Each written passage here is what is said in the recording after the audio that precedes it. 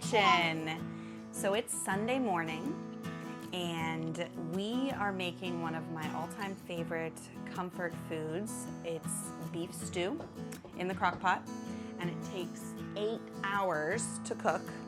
So my tip, starting right off, is to prepare some of your stuff ahead of time. Taters? Yes, taters. So I bought a somewhere between 2.5 pound chuck roast, and I cubed it up last night and put it in the fridge.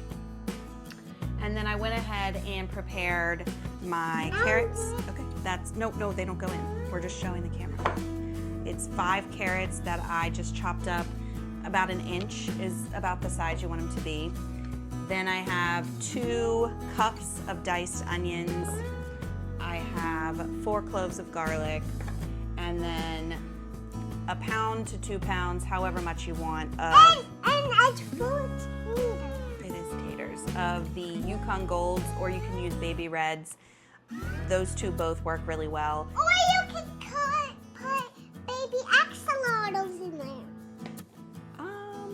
Well, maybe. But can we have them with our cat, please? Probably not. I have to run into the bathroom and get some rubber gloves. Can you do story time with our viewers while I do that? Yep. Okay, so it is now going to be story time with Autumn Rose, and I'll be right back. So, we are going to do the axolotl story. So, axolotls go in waters, and they always be nice for axolotls. Axolotls are nice for axolotls. They live in water, and they do water everywhere. Story time over? Yeah? Okay. It's just an axolotl. It was an axolotl story? Mm-hmm. Okay, so the first step, did you hear that? It made a noise. The first step is we are gonna take half a teaspoon of black pepper, half a teaspoon of garlic salt, and half a teaspoon of celery salt. And we are going to dump it into our chicken breast? It's not chicken breast. It's actually chuck roast. Oh, chuck roast. And we're gonna just mix that seasoning all up with our meat. Ooh, I almost lost some. And then once we get that incorporated and all seasoned, then my assistant's gonna add a 1/4 cup of flour. Just sprinkle it, don't dump it all in one spot. Okay, great job. Then I'm gonna do the same thing. I'm just gonna get all of the meat mixed. So we're gonna do the onion? That doesn't go yet. I ran out of space. I was trying to move all of our stuff that we need for the crock pot over there, but I ran out of space. So now,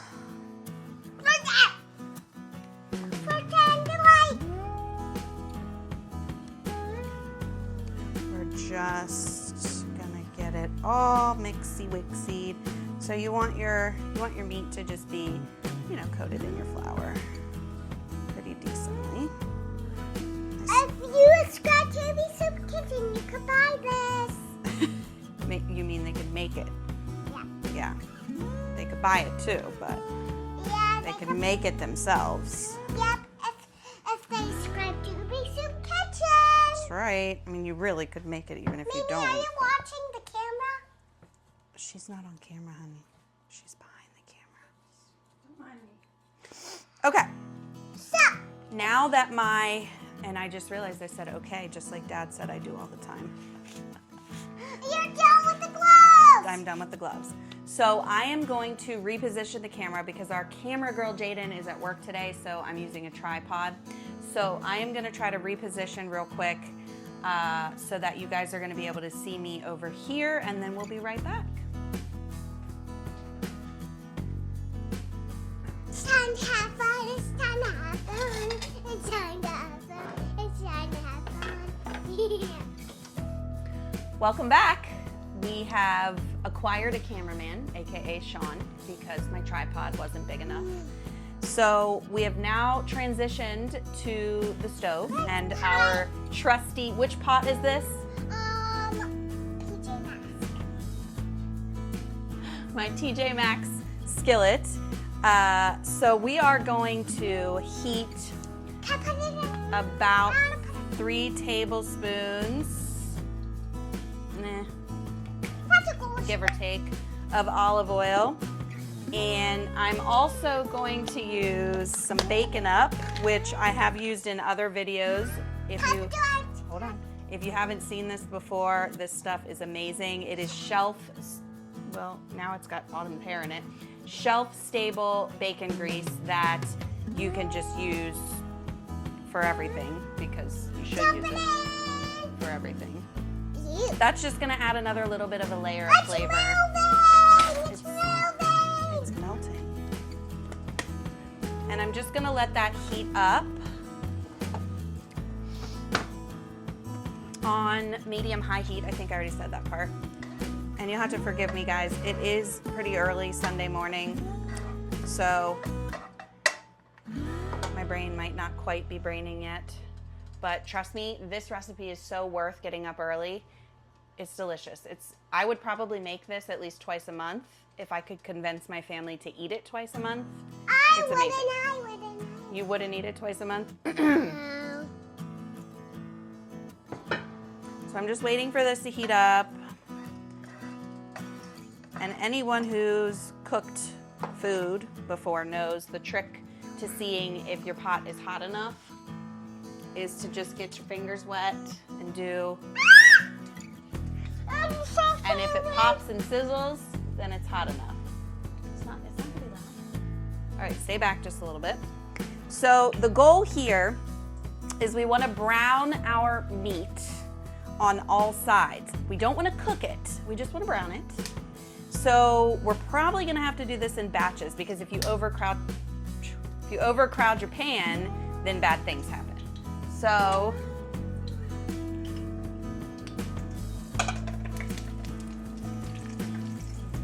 put a little less than half in, I think.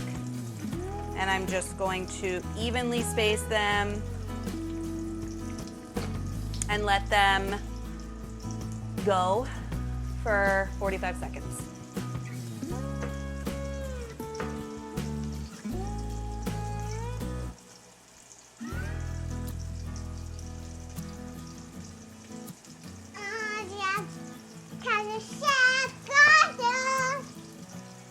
Did you tell your dad that what pet you want now? An axolotl.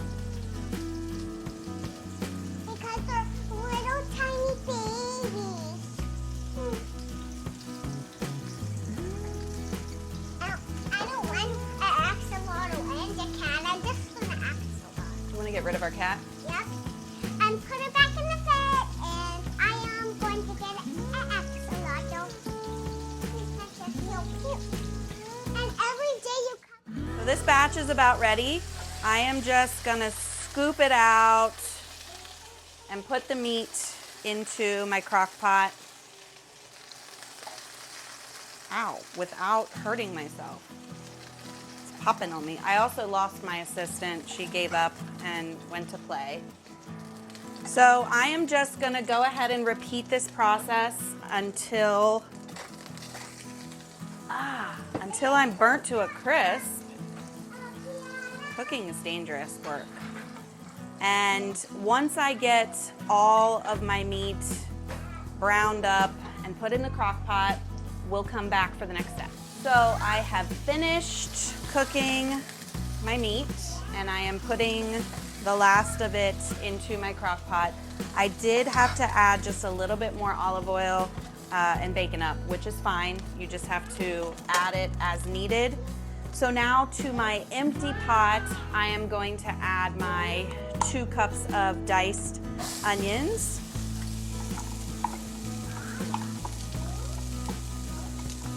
And we're just gonna cook these onions about 5 minutes or so. Just gonna soften them up and get them to start cooking.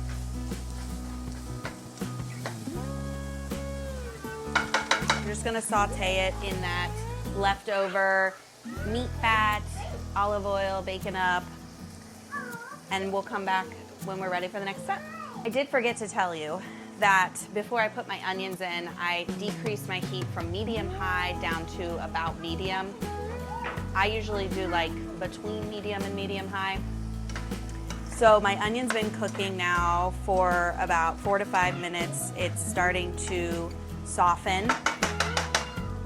And I'm going to add to the onions about 4 cloves of minced garlic.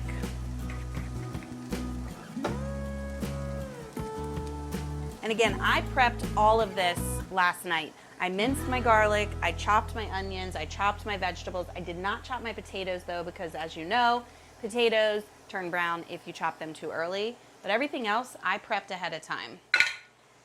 So now that we have the garlic in there, what are we gonna do with this garlic, friends? We're gonna let it aromify. Remember, hashtag aromify. We're gonna do that for about 1 minute, just until you can smell the garlicky smell.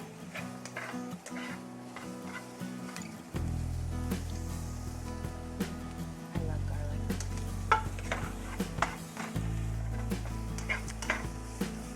Now, I'm gonna take some Cabernet Sauvignon, or you can use Merlot, whichever works for you. I'm just gonna add a splash of that to my pan, and we're just gonna use that to deglaze.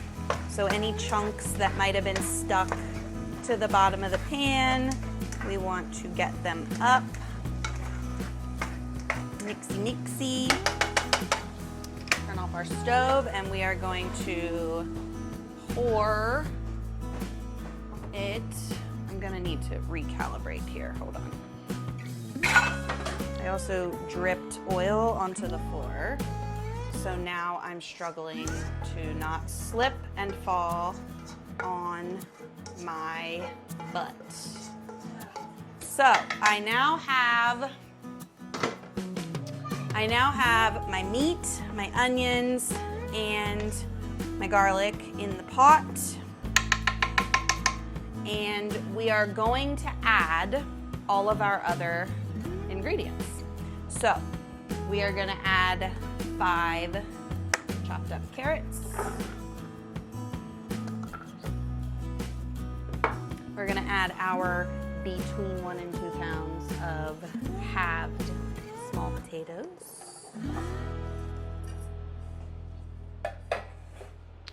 We're gonna add 4 cups of beef broth.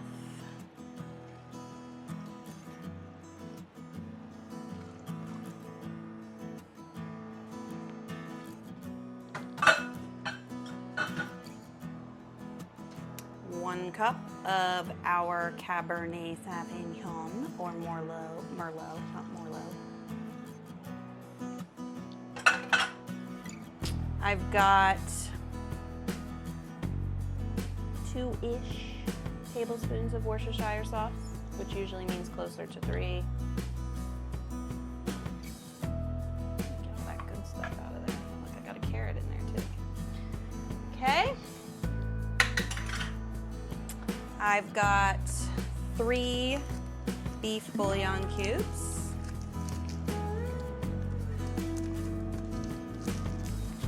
And about 3 tablespoons of tomato paste.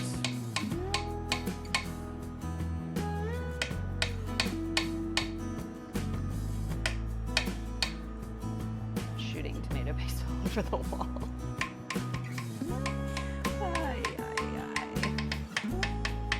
Cooking with Lindsay without a mess.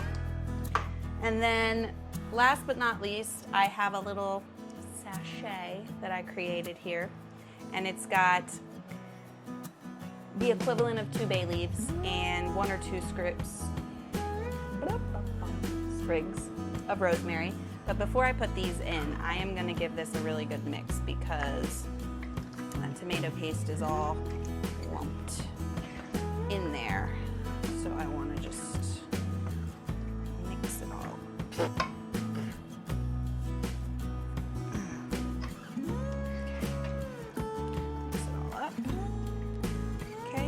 just nestle my little herb sachet down in there. Now, we're gonna put our lid on and we are going to set our Crockpot to low, and I'm gonna set it to 8 hours. It can cook anywhere from 7.5 to 8 hours. I would say check it around the 7-hour mark and just kind of give your meat a taste, see what you think. We are also going to be making my famous sun-dried tomato basil bread today to go with this. I'm not gonna record that because if you wanna see how to make that, I already have a video. But we'll come back periodically through the day and just kind of get little updates on how we're doing. So we'll see you in a couple hours. So this has been cooking about 7 hours, and we are about to add 1 cup of frozen peas. So let's take a look. Ooh, look at that. Deliciousness. I'm gonna add my peas. Give me 1 second, Autumn. So basically what you wanna do is you wanna check your potatoes and your carrots and just see if they are fork tender. And once they are fork tender, then you can go ahead and add your frozen peas. Once we add the peas, we want to let it cook about 15 to 20 more minutes. You just want to thaw those peas out and you want to let it get nice and hot again. And once we've had a chance to let it do that, we will come back for the very last part of the process. Okay, so it's been about 15 minutes and the stew is pretty warm again. So the first thing I'm gonna do is fish out my sachet of herb. Ow. Oh boy. Yep, pretty warm. It's definitely back up to temp. Ooh, sooky. And ouch. Okay, I'm gonna put that over there. So now what I'm gonna do is I am going to add 3 tablespoons of cornstarch mixed with a 1/4 cup of cold water. And the purpose of this is just to thicken the stew. If you like it more soupy, then you do not have to do this step. But it is a stew, so the goal is that it is, you know, thick. So I went ahead and added, and you can see almost immediately that has started to thicken up even more. So the longer this sits, the more thick it will get. And then the last step we are going to take is I have some of this browning and seasoning sauce. I think that it's traditionally called Gravy Master. So however, whatever you want to find. And that really just kind of adds, and you don't need a lot, just a little bit. It adds a little bit of flavor, but mostly, give me 1 second here. Okay, continuing. The browning sauce, it just adds like a darker color and it adds just a little bit more texture to the flavor. So there's one more step. And this is that thing that I was talking about in my video where we did the, at the campground, the pot roast, where you take the butter and you add it in and it's got some weird French name and I still can't remember the name of it. But I'm gonna turn off my heat.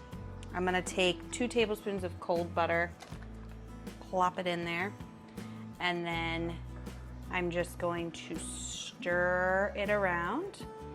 And it gives the stew a smooth, velvety finish.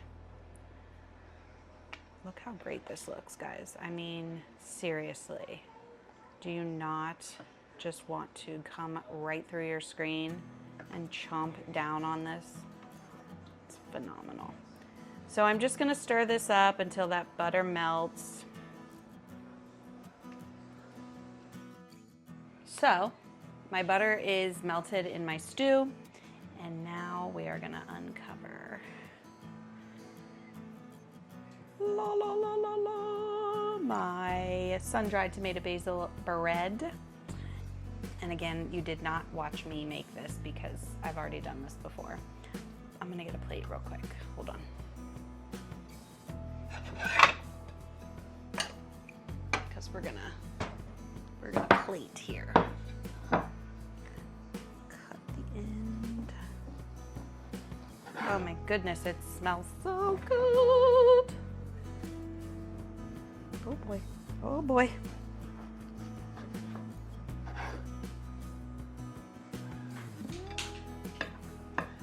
Okay, we're gonna cut that. We're gonna put this back in here like so, unless Sean wants a little taste of bread, a little early taste.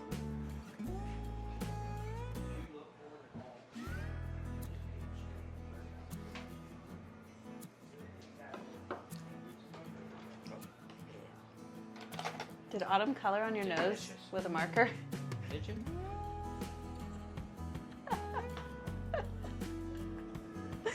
Yep. Okay, so we got some butter. Oh man, it smells so good. I'm gonna go put a little bit of stew in my bowl.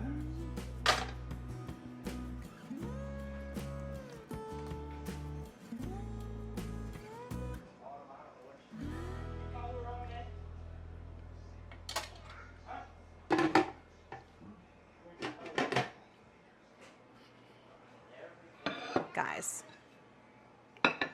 look at that. I can't even. I want a piece of meat.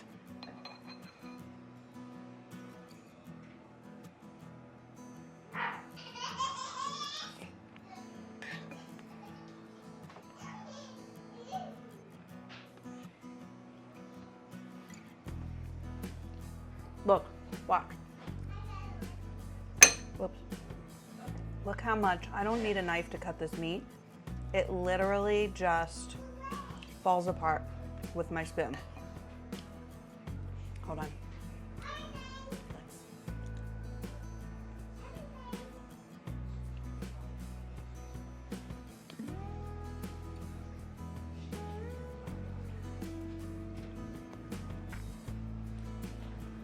Phenomenal.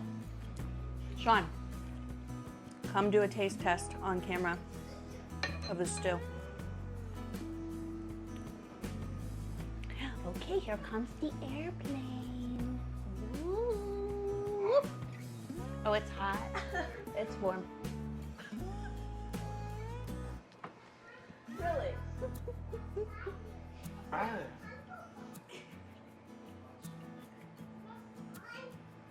And tell the viewers what you're